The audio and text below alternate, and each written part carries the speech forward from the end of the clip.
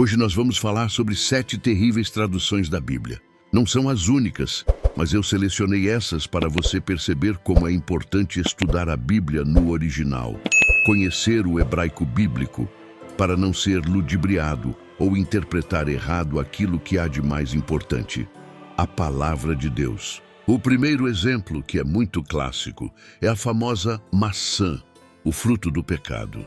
Você sabia que edições antigas da Bíblia, quando relatavam que Adão e Eva comeram do fruto proibido, diziam que o fruto era uma maçã?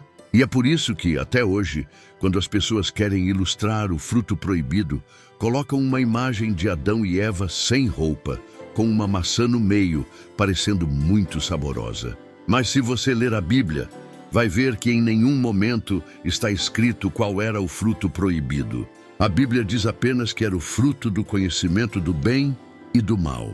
Ou seja, existia uma árvore no jardim do Éden, a árvore do conhecimento do bem e do mal, e ela dava frutos. Esse foi o fruto que Eva e posteriormente Adão comeram. Não há nenhuma alusão à maçã. Existem teorias de que, por tradução e tradição, o termo fruto do conhecimento do bem e do mal acabou sendo associado à palavra maçã. Mas fica claro aqui que foi um erro de tradução. O segundo exemplo ainda acontece até hoje, e é impressionante.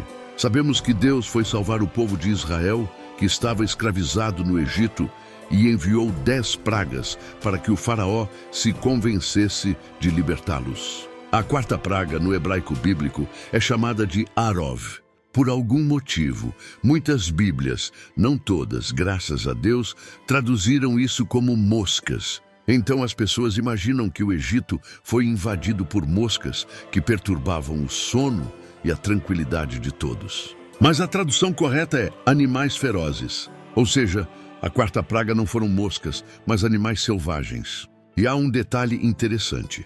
Ao término dessa praga, Deus faz com que não reste nenhum animal no Egito, diferente, por exemplo, da praga das rãs, que ficaram lá, causando mau cheiro e incômodo. Por que Deus não deixou nenhum animal dessa praga? Porque esses animais poderiam ser aproveitados, a carne, a pele, o couro, e Deus não queria que os egípcios tivessem qualquer benefício das pragas que ele enviou. Se fossem moscas, não faria sentido Deus removê-las, pois não haveria nenhum proveito nelas. Mas sendo animais selvagens, o sentido fica claro. O terceiro erro de tradução muda completamente o contexto. Há quem interprete que a Bíblia permite bater em um escravo, contanto que ele não morra. Ou seja, você pode ter um escravo, pode espancá-lo, só tenha cuidado para não matá-lo. Isso é um absurdo e vai totalmente contra o que a própria Bíblia ensina. O texto verdadeiro diz que, se o dono bater no escravo e ele morrer, o dono será penalizado com a morte, porque tirou a vida de um ser humano. Mas se o escravo não morrer, o dono não é condenado à morte, embora tenha cometido um pecado grave. A Bíblia condena até mesmo causar sofrimento a animais. Imagine então aprovar agressão a seres humanos. Além disso, o dono tinha obrigações com o escravo: prover moradia, alimento, roupas e até instrução. E ao libertar o escravo, devia ainda lhe dar presentes, como forma de sustento para recomeçar a vida. Portanto, esse texto nunca legitimou maus tratos, mas fala sobre proporcionalidade de justiça, o que é bem diferente. O quarto erro vem de uma leitura fora de contexto. Alguns afirmam que, se um homem casar com uma mulher que não é virgem, ela deve ser apedrejada. Eles citam o versículo: se a acusação for verdadeira e não se achar nela sinais de virgindade, será levada à casa de seu pai, e os homens da cidade a apedrejarão por haver cometido infâmia em Israel.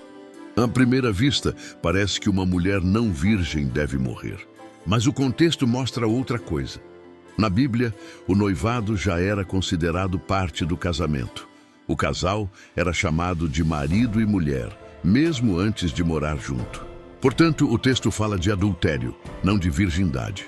Ou seja, a mulher havia prometido casamento a um homem, mas se deitou com outro. Nesse caso, sim, a Bíblia previa a pena de morte, tanto para a mulher quanto para o amante. Mas não há nenhuma proibição de casar com uma mulher que não seja virgem. O quinto caso é ainda mais absurdo. Alguns dizem que, se uma mulher for violentada e não gritar, deve ser apedrejada. Isso é uma deturpação horrível do texto bíblico. O que a Bíblia realmente ensina é o seguinte: se uma mulher casada for violentada dentro da cidade e não pedir ajuda, presume-se que o ato foi consensual. Mas se isso acontecer no campo, onde ninguém poderia socorrê-la, ela é considerada inocente. Em resumo, a Bíblia está protegendo a mulher e não punindo a vítima. Ela deixa claro que se o ato não foi consensual, ela não tem culpa alguma e o agressor deve ser severamente punido. O sexto exemplo fala de outro erro. Se você forçar uma mulher virgem a ter relação, deverá comprá-la. Muitos interpretam que a mulher violentada é obrigada a se casar com o agressor, mas isso é completamente falso. O texto diz que o homem deve indenizar a mulher pelo dano causado. E somente se ela quiser, ele pode casar com ela. E nesse caso, ele é obrigado a sustentá-la. Mas se ela não quiser, ele não pode jamais obrigá-la. A Bíblia nunca mandou uma mulher casar com quem a violentou. O sétimo caso é curioso. Alguns acreditam que o eunuco, aquele que perdeu a capacidade sexual, não pode entrar na congregação de Deus, como se estivesse proibido de frequentar o templo. Mas a expressão "não entrará na congregação do Senhor" significa, no hebraico, não poderá casar com uma mulher israelita, dependendo do caso. A Bíblia valoriza o casamento como um ato de completude e respeito mútuo, levando em conta, inclusive, as necessidades da mulher. Por isso, certos impedimentos eram estabelecidos, não como castigo, mas como proteção e ordem social dentro de Israel.